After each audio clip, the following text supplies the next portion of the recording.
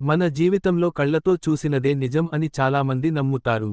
నేను నా కళ్లతో చూశాను కాబట్టి అది నిజమే అని చెప్పడం మనకు అలవాటు. కానీ నిజానికి, కళ్లతో చూసిన ప్రతిదీ నిజం కాకపోవచ్చు. పరిస్థితులు, మన భావాలు, మన ఆలోచనలు అన్నీ కలిసి మన చూపును మోసం చేయగలవు. ఒక చిన్న గ్రామంలో రమేష్ అనే యువకుడు ఉండేవాడు. అతను చాలా నిజాయితీగలవాడు. ఎవరు ఏం చేసినా కళ్లతో చూసినదే నిజం అనుకునేవాడు. ఒకరోజు అతను తన స్నేహితుడు సురేష్ను ఊరి చివర ఒక వ్యక్తితో గొడవపడుతూ చూశాడు. ఆ వ్యక్తి నేలపై పడిపోయి ఉండడం చూసి, రమేష్కు సురేష్ తప్పు చేశాడని అనిపించింది.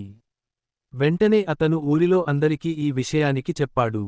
అందరూ సురేష్ను అనుమానంతో చూడడం మొదలుపెట్టారు. అతనితో మాట్లాడడం మానేశారు. సురేష్ ఎంత చెప్పినా ఎవ్వరూ నమ్మలేదు.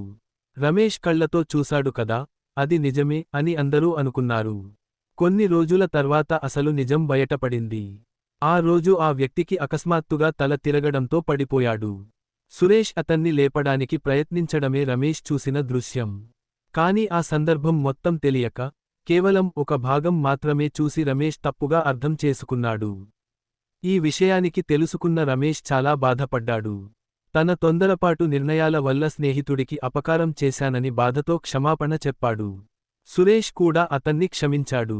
అప్పటినుంచి రమేష్ ఒక ముఖ్యమైన పాఠం నేర్చుకున్నాడు. మన కళ్లతో చూసింది కేవలం ఒక దృశ్యం మాత్రమే. ఆ దృశ్యం వెనుక ఉన్న కారణాలు, పరిస్థితులు మనకు తెలియకపోవచ్చు. కొన్నిసార్లు మన భావోద్వేగాలు కూడా మన చూపును మార్చేస్తాయి. కోపం, అసూయ, భయం లాంటి భావాలు ఉన్నప్పుడు మనం చూసింది మరింత తప్పుగా అనిపించవచ్చు. ఇప్పటి కాలంలో సోషల్ మీడియా, వీడియోలు, ఫోటోలు కూడా మన కళ్లను మోసం చేస్తున్నాయి. ఎడిటింగ్, ఫిల్టర్లు, నకిలీ వార్తలు వల్ల నిజం ఏదో అబద్ధం ఏదో గుర్తించడం కష్టం అవుతోంది. కేవలం చూసినదానిపైనే ఆధారపడితే మనం తప్పుదారి పట్టే అవకాశం ఎక్కువ. అందుకే ఏ విషయానికి అయినా నిర్ణయానికి ముందు ఆలోచించాలి, తెలుసుకోవాలి, అన్ని కోణాల్లో పరిశీలించాలి. ఇతరుల మాట వినాలి, నిజాన్ని తెలుసుకునే ప్రయత్నం చేయాలి. అప్పుడే మనం సరైన నిర్ణయాలు తీసుకోగలుగుతాం.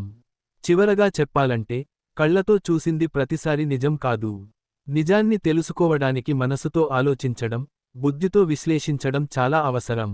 అప్పుడే మన జీవితం సత్యం, నమ్మకం, ప్రేమతో నిండిపోతుంది.